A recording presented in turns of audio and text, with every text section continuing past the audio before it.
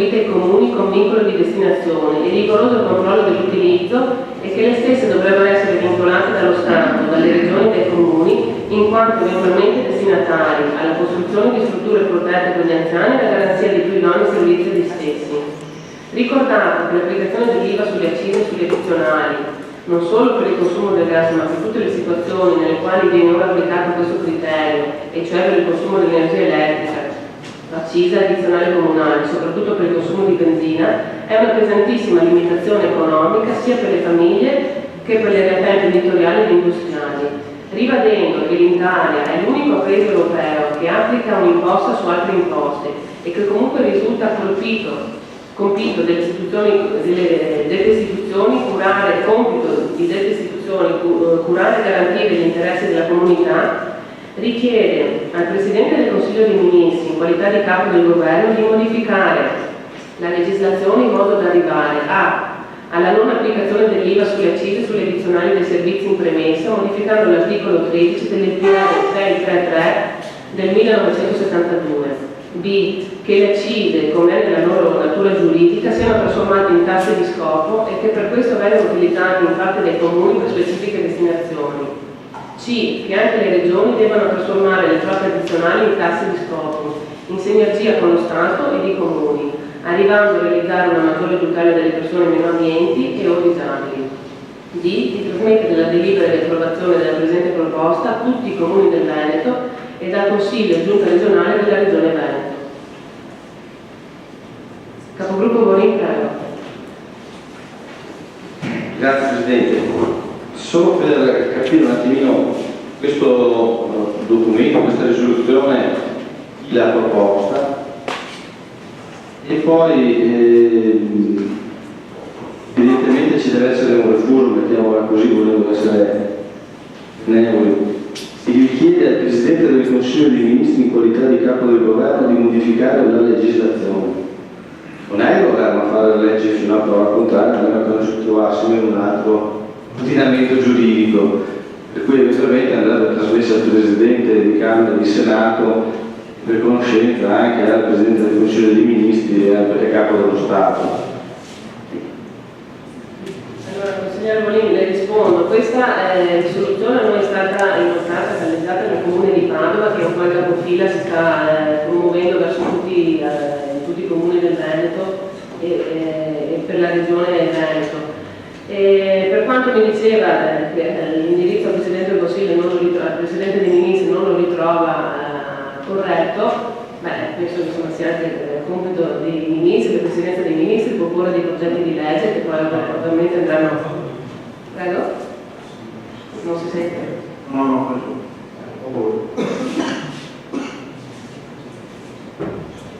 L'iniziativa legislativa è anche compito del Governo.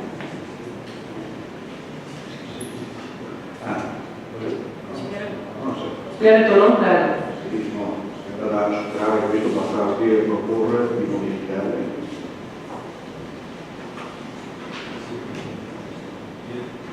Capogruppo. Ecco, io sono d'accordo che l'iniziativa legislativa appartiene anche al Governo, ma non è il Governo a fare le leggi.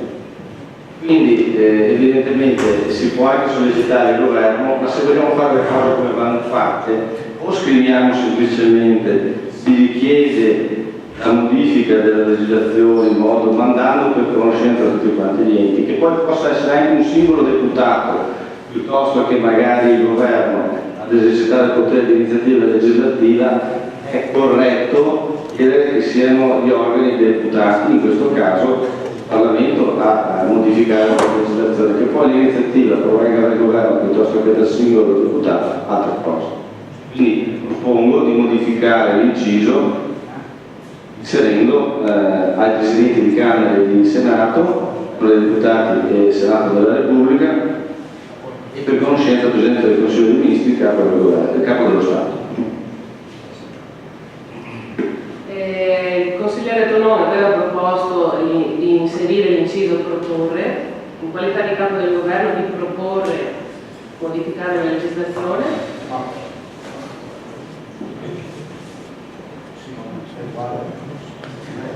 Allora votiamo ai voti. Prego, consigliere Pellegrini. Grazie, cioè non è uguale, devo capire quale sarebbe il testo corretto, siccome mi pare che questo Consiglio ci tenga molto rispetto alle formalità, io credo che sia giusto rispettare, insomma, poi la sostanza evidentemente non cambia, diciamo. Sì, vista la proposta del consigliere Bonini, tiro la mia. Faccio propria l'emendamento proposto dal consigliere Tonò. Chiedo di votare la risoluzione inserendo nell'inciso dopo richiede al Presidente del Consiglio dei Ministri in qualità di capo del governo di proporre di modificare legislazioni in modo da arrivare. Voti favorevoli? 9 voti favorevoli, voti contrari? 8 voti contrari. Passiamo al 10° punto all'ordine del giorno. Scusa Presidente, non abbiamo votato la delibera, abbiamo votato soltanto l'emendamento. Ah, scusi, chiedo scusa.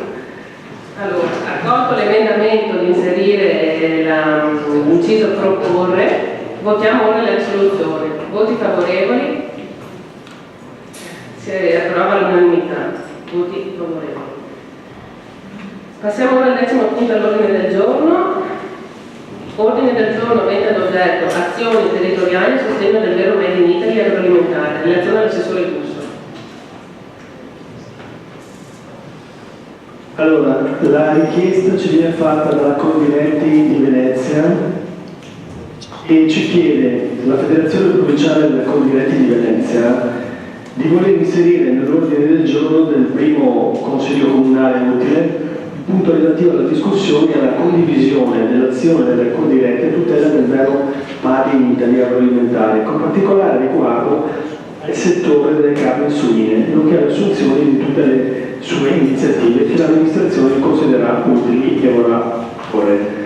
La proposta è, in un momento di grave crisi che il nostro Paese è alla ricerca di azioni e risorse per il rilancio dell'economia e della crescita occupazionale, il Made in Italy e in particolare quello agroalimentare è universalmente riconosciuto come una straordinaria leva competitiva ad alto valore aggiunto per lo sviluppo del Paese.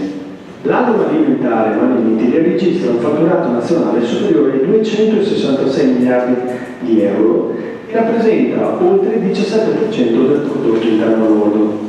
Il Made in Italy agroalimentare si caratterizza per i suoi primati in termini di maggior valore aggiunto eletta dall'Europa a livello di sicurezza e sistema dei controlli degli alimenti prodotti a denominazione protetta e produzioni biologiche. La crescita costante dell'export testimonia indiscutibile del ruolo dell'agroalimentare nazionale e del valore attribuito al marchio Italia, con un territorio di una produzione ammirati e imitati nel mondo. In Italia la produzione di carne suina è stimata intorno a 1.299.000 tonnellate l'anno e sono oltre 26.200 gli allevamenti di suini ampiamente diffusi su tutto il territorio nazionale. In Italia, rispetto a 73,5 milioni di cosce suine consumate, 57,3 milioni sono di importazione e 24,5 milioni sono di produzione nazionale e 8,3 milioni vengono avviate all'esportazione. I dati relativi all'importazione di cosce fresche riportano percentuali altissime riferite alla provenienza dei prodotti negli Stati dell'Unione Europea. Sulla base dei dati elaborati dall'Associazione Nazionale Allevatori Suini, ANAS, risulta che l'Italia nel 2012 ha importato solo dalla Germania il 52% di suini vivi e carni suine per un totale di 535.309 tonnellate. Da articoli apparsi sulla stampa europea è emerso che l'efficienza dell'industria della carne suina in Germania è basata su prodotti di basso costo, operai sottopagati, falde acquifere inquinate e tecniche di allevamento non sostenibili, con gravi ripercussioni sulla salute dei consumatori legate all'eccessivo impegno di antibiotici. Molti controlli operati nel settore delle carni suine hanno già evidenziato la violazione delle discipline in materia di presentazione e pubblicità dei prodotti alimentari e condotte poste in essere in materia ingannevole, fraudolenta e scorretta nello specifico scopo di far intendere al consumatore che i prodotti acquistati sono di origine e di tradizione italiana.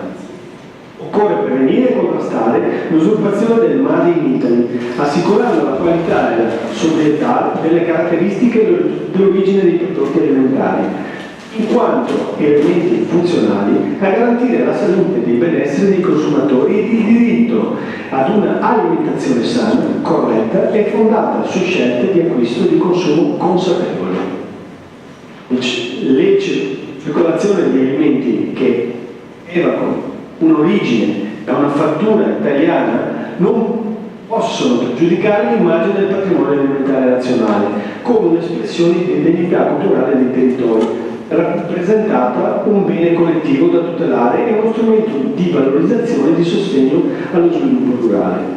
L'articolo 26,2 lettera B del regolamento CE 25 ottobre 2011 numero 1169/2011 relativo alla fornitura di informazioni sugli alimenti ai consumatori impone come obbligatoria indicare il paese d'origine e il luogo di provenienza per una serie di prodotti tra cui le carni animali della specie suina fresche, refrigerate o congelate, fissato dalla Commissione il termine del 13 dicembre 2013, per adottare disposizioni di attuaggio d'obbligo.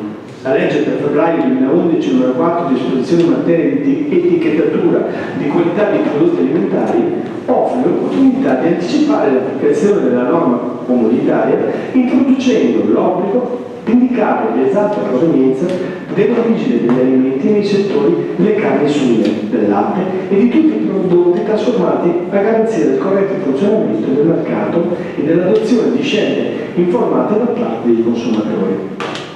Invece che alla valorizzazione e dalla promozione del vero Made in Italy assistiamo ad una vera e propria svendita della nostra economia e dei nostri territori che rischia di danneggiare irrimediabilmente il nostro vero grande patrimonio.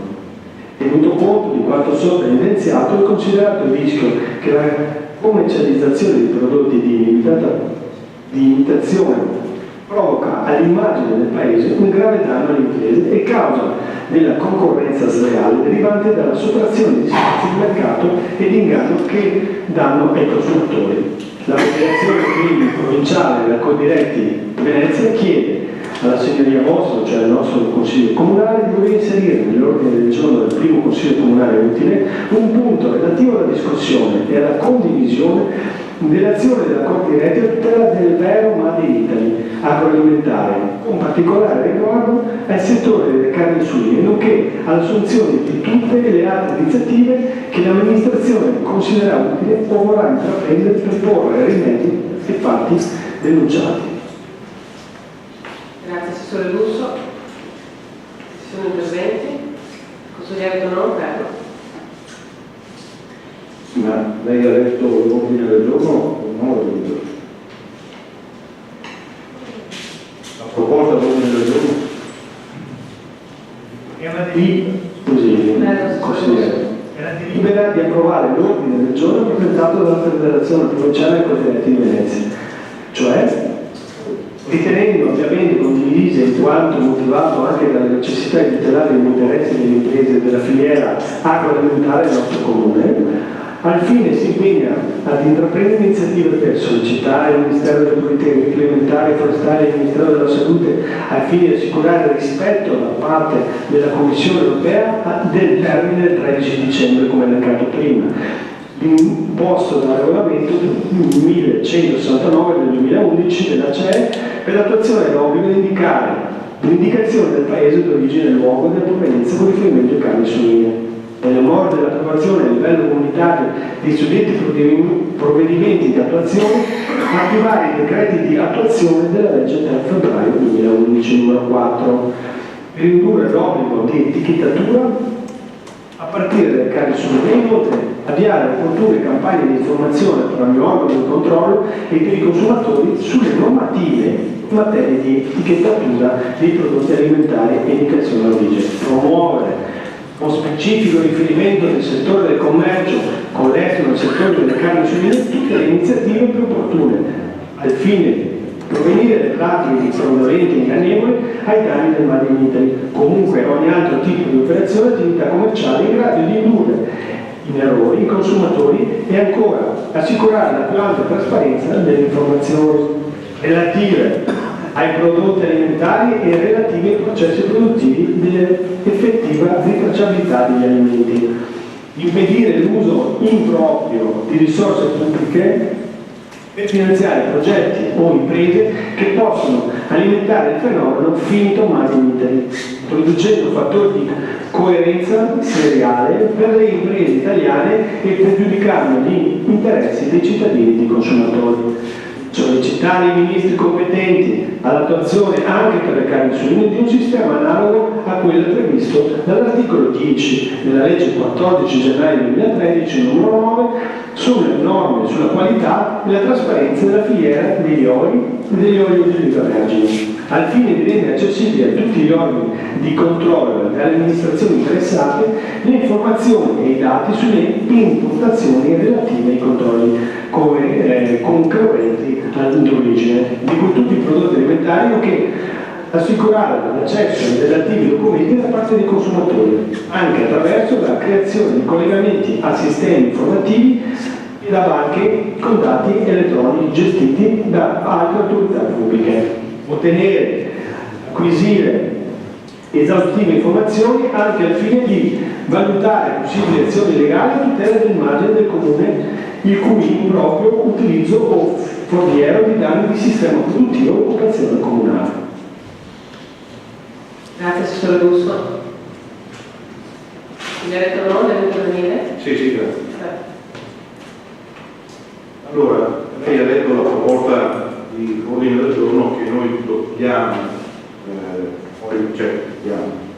dove prevediamo una delibera di approvare l'ordine del giorno.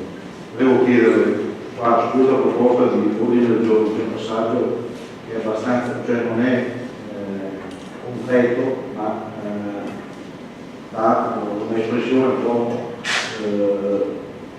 vaga della questione. Se lei va alla proposta d'ordine del giorno, nella prima pagina, si parla, non so se lei abbia avuto modo di parlare con i colleghi o con chi ha proposto, però si parla da articoli apparsi sulla stampa europea, è emerso che l'efficienza dell'industria della carne suina in Germania è basata su prodotti a basso costo, operai sottopagati, falde acquifere inquinate e tecniche di allevamento non sostenibili, con gravi ripercussioni sulla salute dei consumatori legate all'eccessivo impiego di antibiotici. È un'affermazione molto forte sotto questo aspetto, che io avrei chiesto alla Codiretti, ma su una proposta di ordine del giorno di questo genere, che è un ordine del giorno che può avere, voi vi siete costituiti e denunciato questi fatti, sostanzialmente poi chiedete qui al Consiglio Comunale di ratificare una cosa che è, però potremmo anche salvarci sotto questo aspetto. Cioè io farei una proposta e sono pienamente d'accordo su tutto quello che dice la Codiretti e tutti i produttori agricoli, cioè, nel senso che qua bisognerebbe sollecitare i ministri competenti di accertare che l'efficienza dell'industria della carne suina in Germania e via discorrendo che venga accertata che c'è questa situazione che appare sui giornali della stampa europea, cioè, all'ultimo punto, perché non so se dobbiamo, cioè anche quelli veri si devono affidarsi a quello tecnica passi sulla stampa europea. Non so se questa cosa voi l'avete colto, insomma. Non so se la mozione, cioè se l'ordine del giorno deve essere per forza approvato questa sera o se possiamo tornare accettandosi questa affermazione dal punto di vista formale ma anche legale dell'aspetto. Capogruppo Bonino, prego. Grazie Presidente. Io condivido le perplessità espresse del consigliere Tonò e al fine anche di evitare spiacevoli magari implicazioni rispetto ai produttori tedeschi che potrebbero risentirsi di magari informazioni infondate o non accertate, propongo di emendare l'ordine del giorno togliendo la parte da articoli e passi fino al punto. Assessore Russo, prego.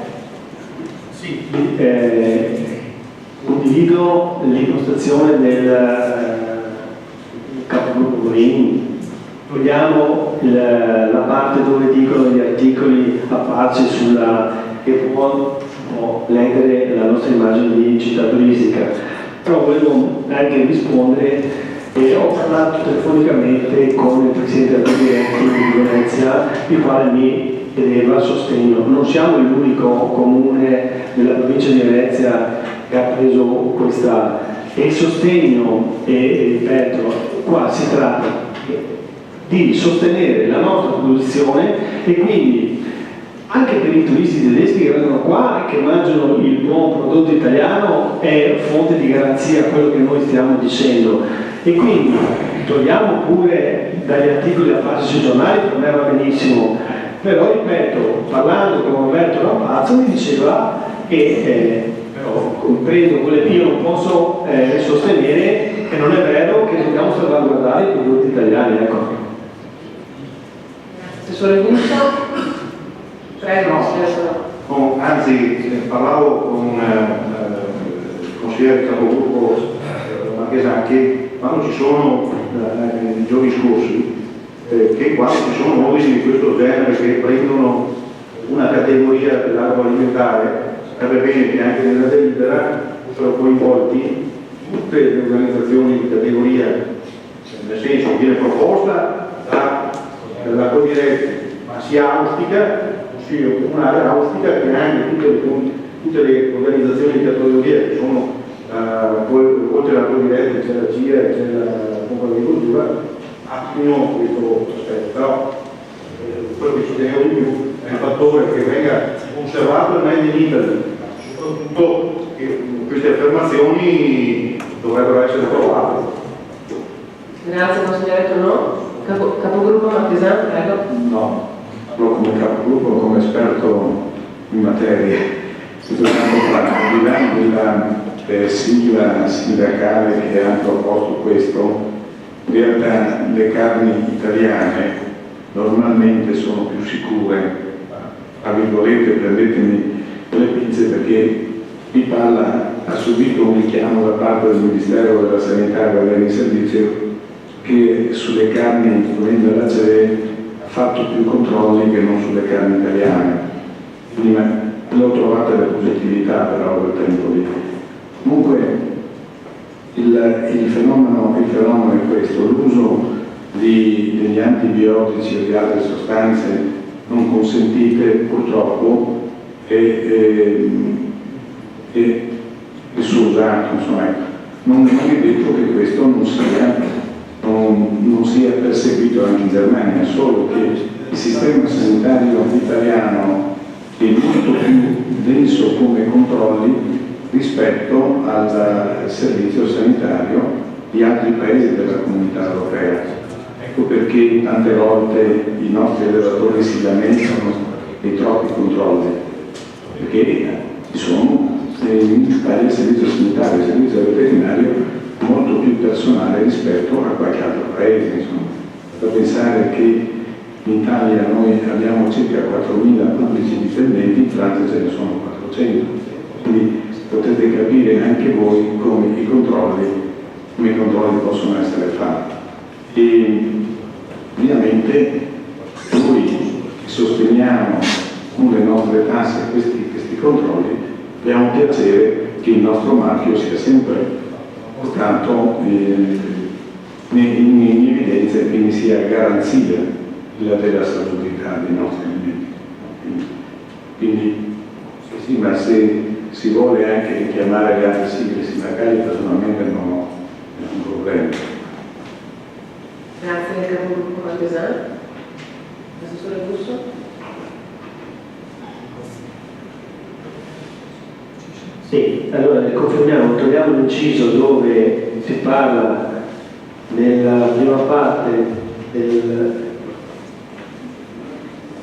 da articoli apparsi sui giornali, viene tolto e rimane la condivisione dei nostri settori italiani. Grazie Assessore Russo. Procediamo con i voti del presente ordine del giorno. Voti favorevoli? Non dovevamo votare prima l'emendamento per togliere la parte e poi l'aveva appena dichiarato l'assessore Russo. Tutto io, ma fino a prova a contare quello che si vuole. Votiamo l'emendamento proposto dal capogruppo Borini per levare l'inciso che fa riferimento agli articoli di stampa. Voti favorevoli? Si approva all'unanimità. Votiamo ora l'ordine del giorno con questa modifica proposta. Voti favorevoli? Si approva all'unanimità. Passiamo ora all'ultimo punto dell'ordine del giorno, mozione a tutela delle colonie di Levante e di Ponente. Chiedo alla prima firmataria, la professoressa Sabrina Teso, se vuole dare lettura al consigliere Teso.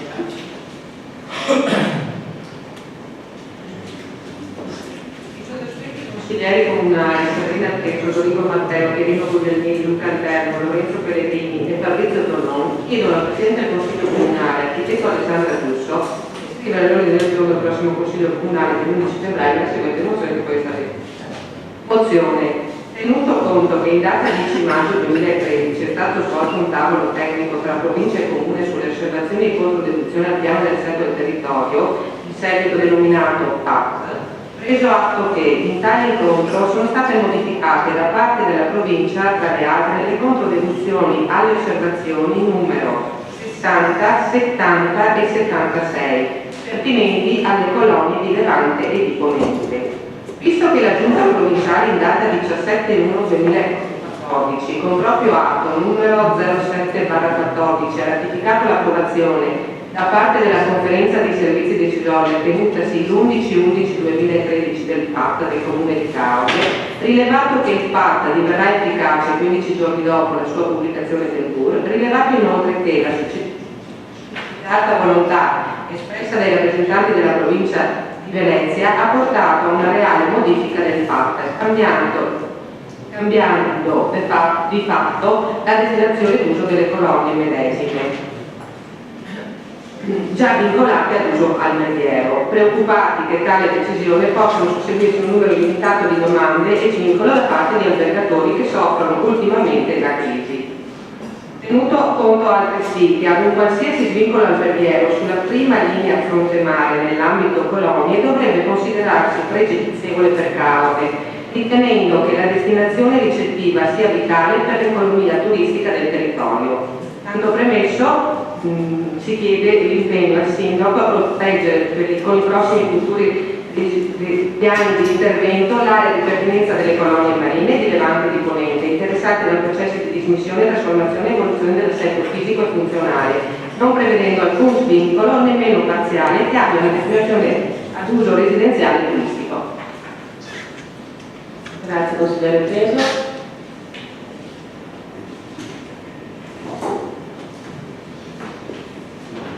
Se non ci sono interventi, mettiamo il capogruppo Borini. Grazie Presidente. Fondamentalmente lo ha già espresso un po' in commissione, io rimango un po' perplesso dalla posizione di una mozione in tal senso, in quanto chiedevo se era giustificata, o meglio, se fosse giustificata o meno questa motivazione alla luce del fatto che il PAT non dovrebbe in teoria consentire il cambio di destinazione d'uso delle colonie. E mi veniva giustamente il dirigente evidenziato che in effetti se la motivazione è stata proposta è perché seppure con la forma, questo è quello che ho capito io, ma potrei anche aver sbagliato a capire, la forma degli accordi di programma anche le colonie potrebbero ottenere lo svincolo. Se questo è quanto, allora ben venga la mozione che non potrebbe ottenere il nostro voto favorevole nel momento in cui abbiamo sempre ritenuto fondamentali nell'economia locale le strutture ricettive che generano occupazione, che portano turisti e che arricchiscono il territorio. Ovvio del resto che ci potrà essere qualcuno che rimarrà scontento, ma noi questo lo abbiamo detto in campagna elettorale, questo lo abbiamo portato avanti come proposito politico-amministrativo e questo non potrà che vederci tanto condividere la mozione. Grazie Capogruppo Borin. Consigliere Paolo.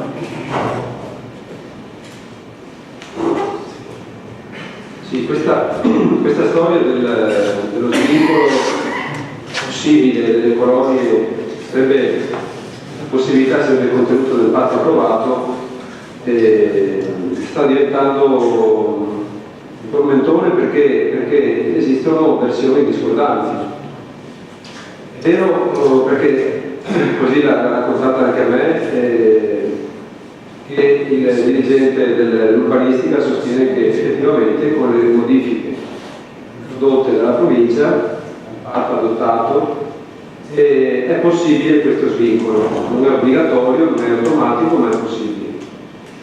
Però abbiamo sentito dal sindaco e c'è stato anche un vivace battibecco, scambio di battute, un velenoso scambio di battute all'ultimo consiglio comunale. È vero anche che il sindaco sostiene che non c'è nessun rischio in questo senso, che invece il patto approvato non prevede neanche lontanamente la possibilità di cambiare la destinazione d'uso delle colonie.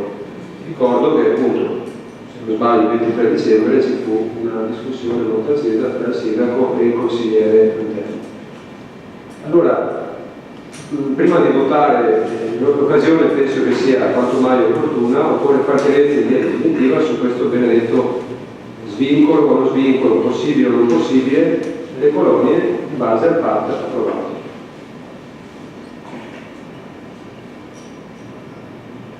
Sono altri interventi? Consigliere Zanò? Volevo dire che il patto è composto da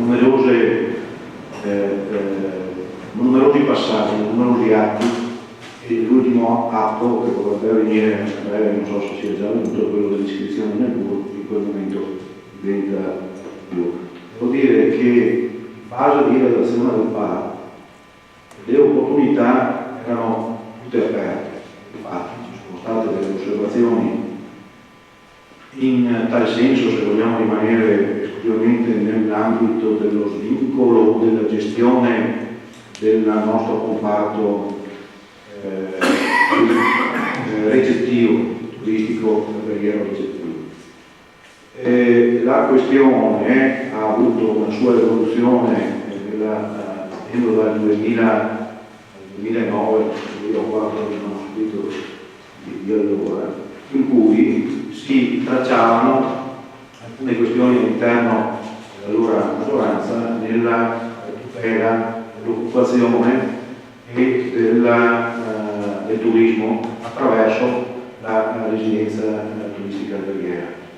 Questo poi ha avuto una sua ufficializzazione dal punto di vista, parlo di ufficializzazione all'interno di un dibattito di maggioranza che sfociava appunto in un documento sottoscritto per la conservazione di questo aspetto che andava a tutelare l'occupazione. Poi il PAT ha avuto il suo iter con tutte le osservazioni.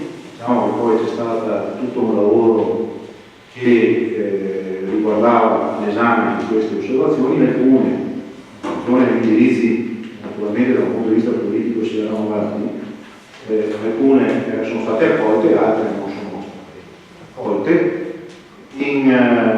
proprio per questo tipo di indirizzo politico. Diciamo che poi si è arrivati a un passaggio successivo successivo, quando è stato chiuso tutta questa questione, dove naturalmente c'era una pianificazione tra le parti interessate a queste.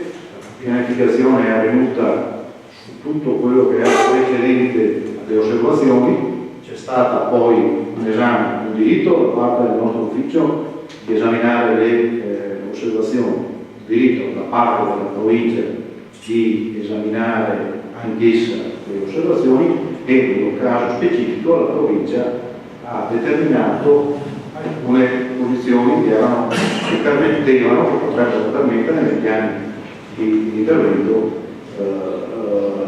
lo svincolo parziale o qualora ci siano le valenze economiche pubbliche, però c'è un aspetto sicuramente di valenza pubblica, di poter fare questo. Con questa mozione vorremmo sostanzialmente studiare quello che era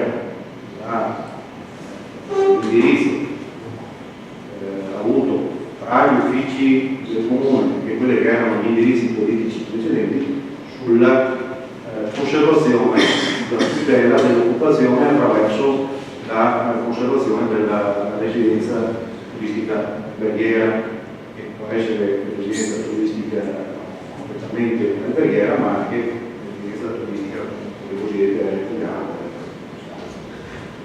Quindi la questione non è determinata con poi la valenza, cioè il passaggio successivo è che questo Consiglio Comunale può assumere degli indirizzi oppure no, a seconda di condizioni che sono determinate da questi atti che riguardano il fatto.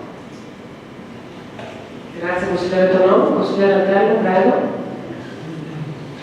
Allora, giusto per dire in estrema sintesi quello che voi desidereremmo, non evitare le diciture, le lungaggini, le terminologie della mozione. Esattamente noi chiediamo che nelle aree oggi destinate alle colonie rilevanti di Ponente, in quei lotti precisi non ci siano notificazioni diverse da quelle a registrazione turistica. Perché? Crediamo che siamo stufi di avere anche noi un eccesso di certificazione, perché crediamo che così facendo, sebbene l'investimento sia notevole, lo sappiamo, sia importante mantenere la preminenza turistica della nostra città, dall'eccezione, e perché sostanzialmente non accetteremo di fatto delle imposizioni che ci sono state fatte dalla provincia di Venezia. Vorrei ritornare alla discussione del 23 dicembre o del 25 di novembre, ma l'esito di questo PAT e di questi due punti cambiati improvvisamente e misteriosamente sono l'esito di una volontà che, a dire del sindaco, è unicamente della provincia. Il sindaco fu anche allora decretato dal presidente della provincia e disse: oh, fai così o il PAT non passa. E io dico: ragazzi, questa cosa non sta bene. E qualcuno venga qui a dire, e venga a dirci che cosa fare nel nostro comune, a me va che non va bene. E questo è il modo di dirlo già nei consigli precedenti. Quindi a tutela del sindaco e a tutela della di Cavoli, io quando in maggioranza, ero in maggioranza, dissi no, Luciano, questa prepotenza non va accettata, non va accolta, va combattuta. E io sono il primo difendere su questa cosa, ti vorrei lasciarlo. Solo che forze diverse hanno vinto questa battaglia, ed ecco quindi poi le dimissioni e via via. Ma il tema è questo: tuteliamo la nostra economia. La nostra economia non è dettata, come sapete tutti, dalla costruzione del mattone, anche se c'è un indotto importante, anche se io posso riconoscere che è un investimento importante. quello di fare un funzionario alberghiero, perché non sono nato lì, ma l'imposizione della provincia da una parte e la tutela di quell'area che è prestigiosa per noi, per immaginare grandi strutture alberghiere che possono portare turismo, ricchezza, lavoro, era fondamentale nella logica del pensiero. Poi sono confortato anche dal vostro voto positivo, dal fatto che voi comunque nel vostro programma che avete sera votato dite che la vostra politica urbanistica è centrata sul contenimento del consumo del suolo, sulla tutela del paesaggio e del territorio rurale e del patrimonio edilizio esistente. Quindi, siccome va con questa mozione non fa altro che confermare quello che voi avete scritto nel vostro programma, confido in un voto favorevole. Capogruppo Bonini, prego. Grazie Presidente. Era solo una precisazione, perché poi alla fine potrebbe risultare un po' ambigua la dicitura finale, dove si dice che abbia una destinazione d'uso residenziale turistico, cioè voi chiedete che rimanga il vincolo alberghiero o che sia possibile realizzare residenze turistiche. Sono due cose diverse, il vincolo alberghiero non è ben espresso nella parte finale della mozione, per cui casomai vi inviterei, se volete, a porre modifiche o integrazioni, perché secondo me andrebbe integrato come il vincolo alberghiero. Consigliere Alzerri, prego. Consigliere Pellegrini. Ovviamente la precisazione del capogruppo Bonini è opportuna, nel senso che in questo caso si dà spazio anche a strutture diverse dalla recittività classica alberghiera, quindi si è precisata in questo senso.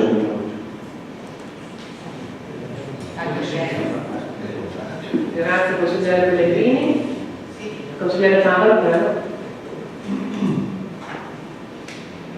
Un'ulteriore precisazione mi pare doverosa a questo punto. Sarà forse capito da tenore dei nostri interventi che noi siamo anche disponibili a votare a favore di questa mozione e quindi ci troviamo su posizioni, sulle vostre stesse posizioni. Però è necessario rimarcare due cose.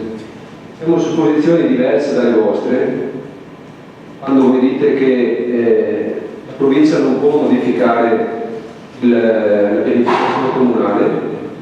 Io credo invece che sia importante il ruolo di un organo, un tempo era la regione, adesso è la provincia, un organo che va a regolamentare la pianificazione, che va a intervenire sulla pianificazione comunale, perché non è possibile che i comuni abbiano carta bianca nel pianificare il proprio territorio. Saremmo in una situazione di anarchia e di disordine urbanistico.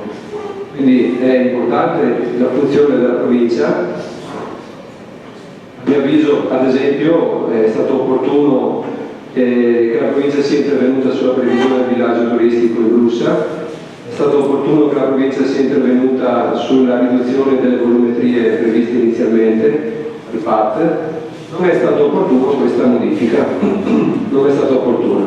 Questo però per dire che non va censurato in toto il ruolo della provincia, va valutato nel merito punto per punto, modifica per modifica.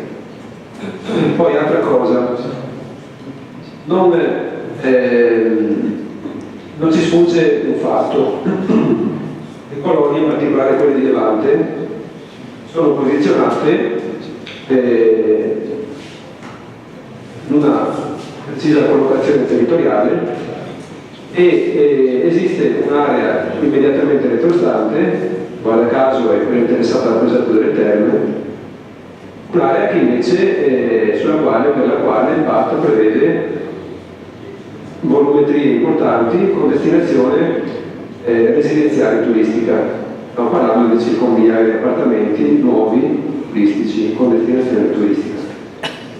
È chiaro che c'è gli effetti di uno svincolo delle colonie di Levante, eventuale svincolo, si ripercuoterebbero su chi poi deve realizzare l'intervento retrostante. Quindi noi siamo d'accordo sul principio generale per cui le colonie non devono avere uno svincolo, Però contemporaneamente, a differenza di voi, sosteniamo anche che non è opportuno, e quindi siamo contrari ad un'edificazione così grande e così importante di residenze turistiche immediatamente alle spalle delle colonie di Levante.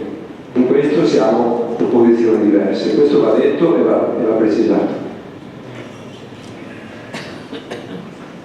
Consigliere Favaro, consigliere Tonò.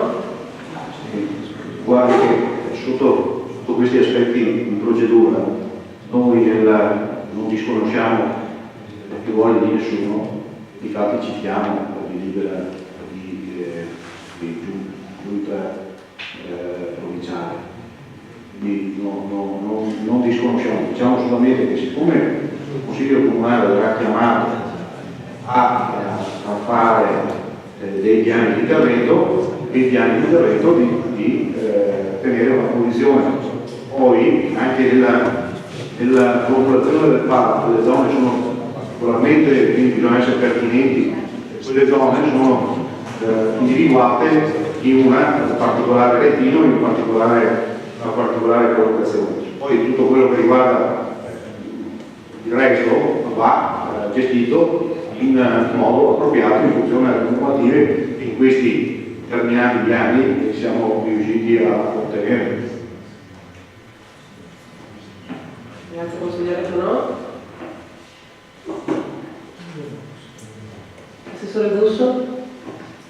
Sì, mi chiedevo se l'albergo diffuso può essere integrato a questa vostra, al di là che i residents avete detto di no, se l'albergo diffuso è inteso come hotel davanti e delle strutture agganciate agli hotel che fanno parte dello stesso mappale possono essere funzionali, cioè si possono costruire, questo non ho capito. Grazie assessore Busso. Consigliere Teso. Intenderei per albergo diffuso, assessore Busso, perché ricordo che ne avevamo ben parlato in maggioranza ancora tanto tempo fa. Assessore, prego. Probabilmente non mi ricordo la risposta, per quello ve lo chiedo. Intendo un hotel in prima linea e delle abitazioni riferenti all'hotel in seconda linea. Questo volevo sapere. Quindi, consigliere lei vorrebbe dire davanti facciamo l'albergo, tracciamo una linea che divide il lotto e dietro le abitazioni, perché parla di case. Allora, nella nuova legge regionale si parla di albergo diffuso, inteso come un hotel in fronte al mare e delle strutture chiamate pure abitazioni, come vuole chiamarle, dietro. Questo all'interno dello stesso lotto, senza divisione, questa è una cosa. Poi aggiungo, non vedo perché noi dobbiamo bloccare così l'iniziativa privata, e mi spiego meglio. Se manteniamo l'hotel in prima linea, manteniamo, perché il PAC parla di mantenere hotel in prima linea, diamo la possibilità a un privato di poter fare quello che in seconda linea ha solo disponibilità di fare. Questo gli chiedevo se era possibile. Grazie. Grazie assessore, consigliere Teso. Infatti ho capito la sua risposta. L'albergo davanti e le case dietro. Per quanto mi riguarda, quando si può parlare di albergo,